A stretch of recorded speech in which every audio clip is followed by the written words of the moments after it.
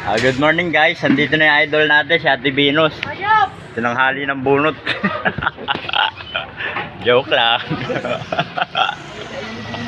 Kaya blooming na blooming yun. Iba talaga pagka ano eh. Parang halaman ba mga ka-idol? Yung nalalanta pag di nadiligan ni gumaganda.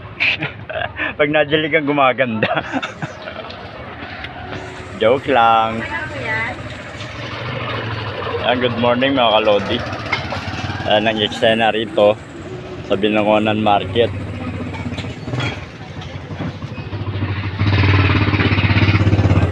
Yan, kita nyo naman. Sa madaling araw. Naabot na ng madaling araw sa pier. Madaling araw din dito sa palengke.